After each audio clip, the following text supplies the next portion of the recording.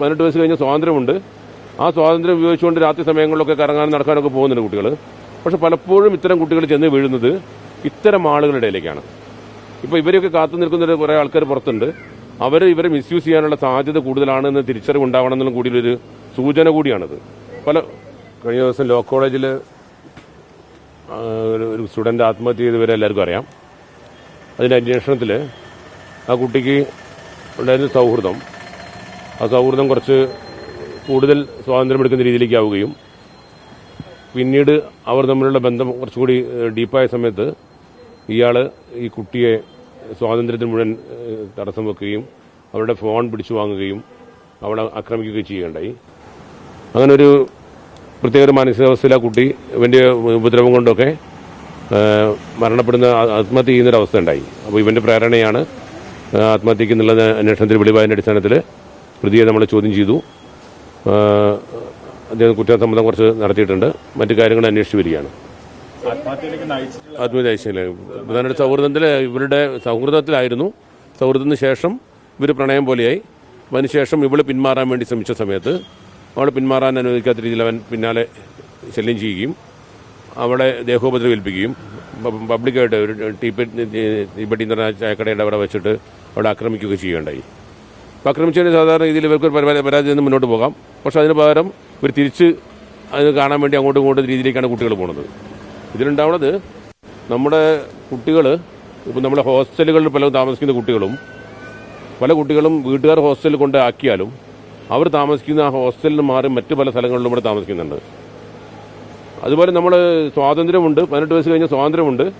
ആ സ്വാതന്ത്ര്യം ഉപയോഗിച്ചുകൊണ്ട് രാത്രി സമയങ്ങളിലൊക്കെ കറങ്ങാനും നടക്കാനൊക്കെ പോകുന്നുണ്ട് കുട്ടികൾ.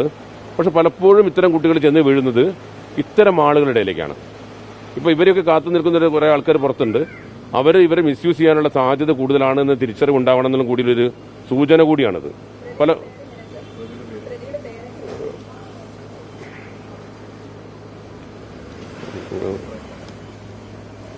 അൽഫാൻ എന്നാണ് പ്രതിയുടെ പേര്. ഇവര് ഒരു ചായക്കടയുടെ ഇവിടെ വെച്ച് ബൈപ്പാസിൽ വെച്ച് പരിചയപ്പെടുന്നതാണ്. ഒരു രാത്രി സഞ്ചരിക്കുന്ന സമയത്ത് അങ്ങോട്ടും ഇങ്ങോട്ടും ഒരു വണ്ടി കണ്ട് വണ്ടി പരിചയപ്പെടുന്നു. അങ്ങനെ അങ്ങനെ ഒരു പേഴ്സണൽ ബന്ധത്തിലേക്ക് പോവുകയാണ്. ഞാൻ പറഞ്ഞു വന്നത്, പലപ്പോഴും നമ്മുടെ കുട്ടികൾ അസമയങ്ങളിലുള്ള യാത്രകൾ, അസമയം ഏതെന്നുള്ള ചോദ്യം വേറെയുണ്ട് ഇപ്പോൾ. പക്ഷെ നമ്മൾ പറയുന്നത് കുട്ടികൾ പഠിക്കേണ്ട സമയത്ത് അവർ ഏറ്റവും ഇതിൽ റെസ്റ്റ് എടുക്കേണ്ട സമയത്ത് അല്ലെ പാതിരാത്രികളിലൊക്കെ ഉണ്ടാകുന്ന സഞ്ചാരങ്ങളൊക്കെ വളരെയധികം കൂടി വരുന്നുണ്ട്. ആ കൂടി വരുന്നത് അവർ സ്വാതന്ത്ര്യം എന്ന രീതിയിൽ അത് ഉപയോഗപ്പെടുത്തിക്കൊണ്ട് ആ രീതിയിൽ പോകാൻ കുഴപ്പമില്ല.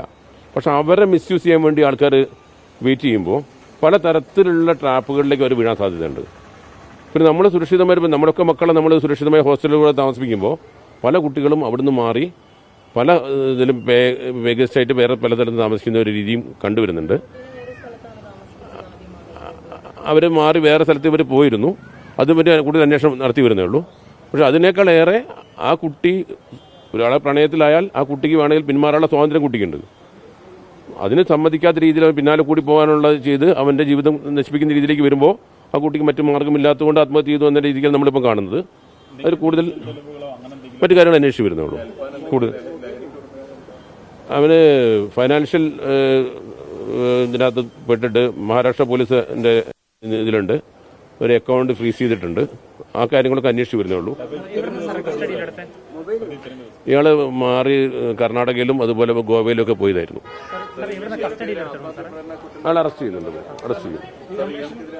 ആത്മഹത്യ കുറ്റപ്രേരണ എടുത്തിട്ടുണ്ട്. മൊബൈൽ കിട്ടിയിട്ടുണ്ട്. മൊബൈൽ മോഷണം എന്നല്ല, അത് നോക്കിയിട്ടുണ്ട്.